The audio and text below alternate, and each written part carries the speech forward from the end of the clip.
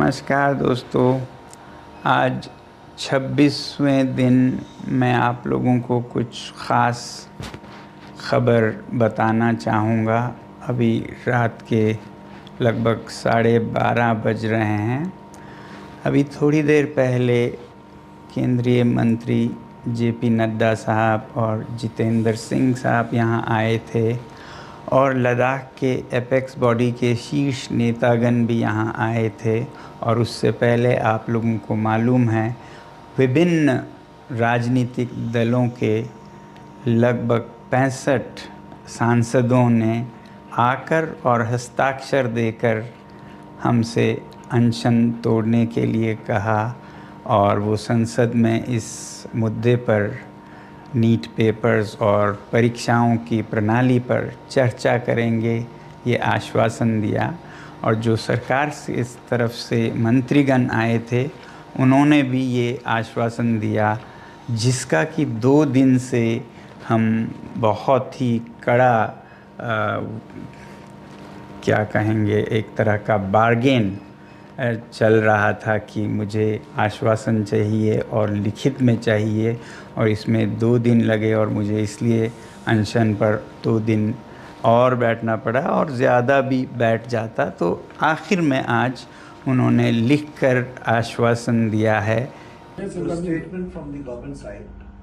Government is positive on not registering cases against those protesting peacefully at Jantar Mantar in Delhi and those participating in the march to the Parliament on July 20, 2026.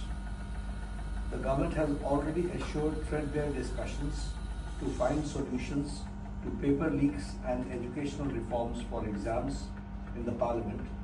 Besides, the government is also positively considering suitable compensations for the suicide victims of recent NEET paper leaks.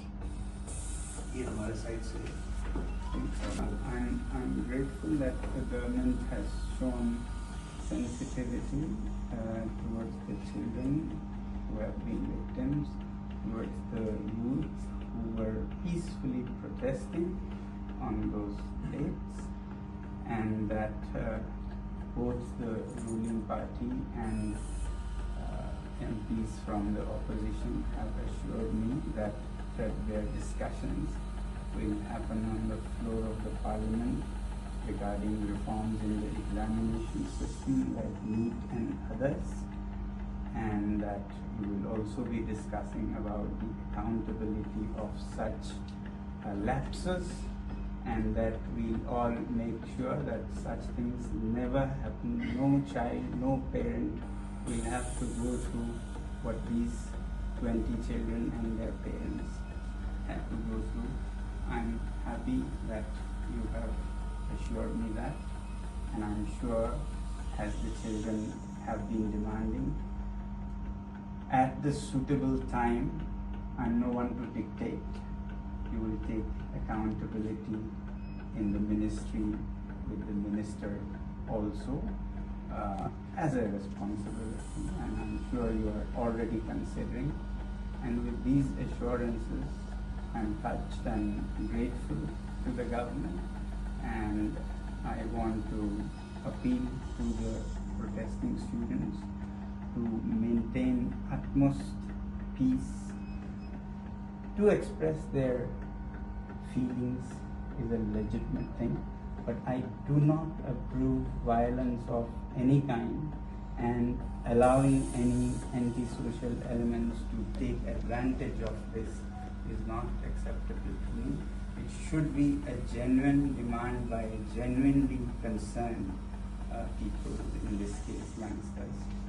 So with that being fulfilled, I'm grateful and I'll be happy to break my fast.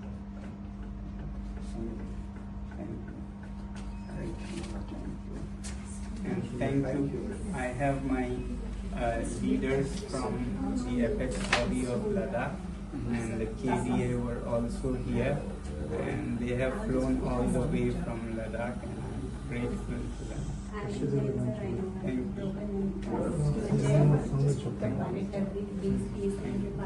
Thank you. मैं आपको monitor रखूँगी। Thank you, sir. Thank you, sir. Thank you. Thank you. Thank you, sir. Thank you very much. Thank you very much. Just sit up a bit.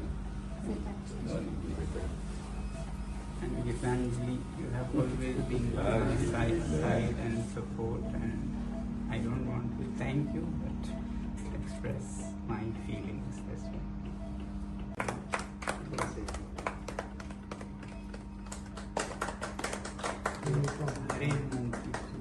So want to have some milk also? No, please follow the Please, please, guidelines. one minute. There may be one by one. Thank you, sir. Thank you. After 26 days, this tastes very good, but hunger doesn't taste bad either. To some people, huh?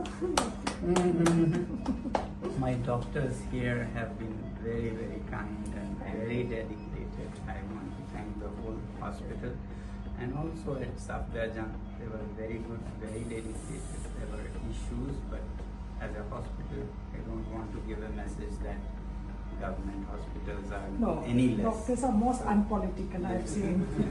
Thank you all doctors here and doctors at Safdarjung Thank you. Hospital. Thank you. Both. Thank you.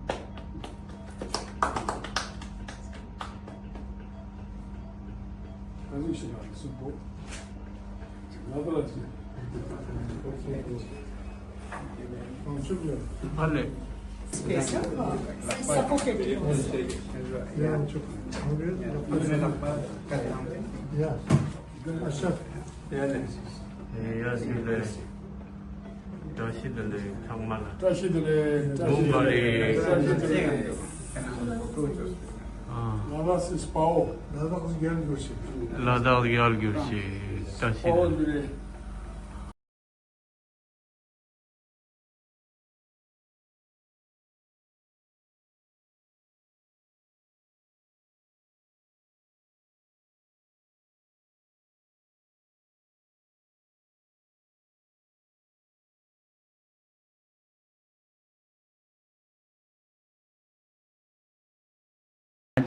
उन्होंने लिखकर आश्वासन दिया है। एक तो ये कि जो हमारे विद्यार्थी और युवा जंतर मंतर पर शांतिपूर्ण आंदोलन कर रहे हैं या जो 20 जुलाई को संसद चलो में भाग ले रहे थे, उन पर कोई कानूनी कार्रवाई FIR इत्यादि नहीं करेंगे। ऐसा बहुत होता है ऐसे आंदोलनों में, तो ये हमने आश्वासन लिया है कि ऐसा कुछ नहीं किया जाएगा। दूसरा ये कि जो पेपर लीक के इस हादसे में मृत हुए बच्चे हैं 20 से भी ज़्यादा, उन सब को उपयुक्त कॉम्पनसेशन दिया जाएगा, मुआवज़ा दिया जाएगा उनके घरों को। और तीसरा ये कि इस मुद्दे पर और शिक्षा और परीक्षाओं में जवाबदेही सरकार में लाने के बारे में संसद में पूरी तरह से वार्ता होगी, बहस होगी कि आगे से ऐसा ना हो और जो हुआ है उस पे पूरी जवाबदेही हो। अब आप कहेंगे ज़रूर कि धर्मेंद्र प्रधान जी के इस्तीफ़े पे क्या हुआ। पहली बात तो इस बात पे वो अभी मुझे कोई आश्वासन नहीं दे पा रहे थे कि ऐसा कब होगा, और संसद के फर्श पर तो इस पे चर्चा होगी ही। अब मेरे सामने दो रास्ते थे, या तो मैं और अनशन पर बैठूं हफ्तों और शायद उसी में ख़त्म हो जाऊं, फिर आप ही लोगों में से हज़ारों लोगों ने मुझे आज से 2-3 हफ्ते पहले से कहते आए हैं कि आपकी जान ज़रूरी है, आपको संघर्ष आगे रखना है, ज़िंदा रहना ज़रूरी है। मगर मैं ये भी नहीं मानता कि हमने ये हासिल नहीं किया है। दोस्तों, मेरा दिमाग अलग तरह से चलता है। अगर वो ऐसा नहीं करते, इस्तीफ़ा नहीं देते, तो इससे हानि हमें या बच्चों को नहीं होगा, सरकार को खुद होगा। इस छोटे से मुद्दे को न टालकर वो खुद अपनी हानि कर रहे हैं, बल्कि दे देते इस्तीफ़ा तो कब से उनका ये सारा नुकसान रुक जाता। इसलिए मेरे लिए सबसे ज़्यादा ज़रूरी ये बात नहीं थी, इसका तो खुद निपटारा हो जाएगा तमाम तरीक़ों से।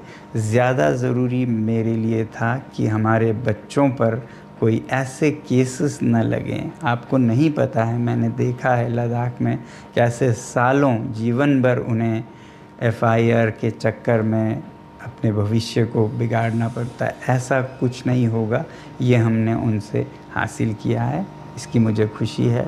और जो मृत बच्चों के परिवार हैं उन्हें उचित मुआवज़ा दिया जाएगा, इसकी मुझे खुशी है। और भारत के लोकतंत्र की सबसे उच्च मंदिर मैं कहूँगा, जो कि हमारी संसद है, वहाँ पर इस मुद्दे पर और जवाबदेही पर भी पूरी बहस होगी। तो इसके साथ मैं आप सबके भी बहुत बहुत धन्यवाद करता हूँ कि आप लोगों ने समर्थन दिया इस आंदोलन का। जय हिंद। राजनीति हो या क्रिकेट, देश विदेश की ब्रेकिंग हो या आपके मोहल्ले की बड़ी खबर, सब मिलेगा एक ही ऐप में, सबसे तेज और भरोसेमंद। अभी डाउनलोड करें दैनिक भास्कर डिजिटल।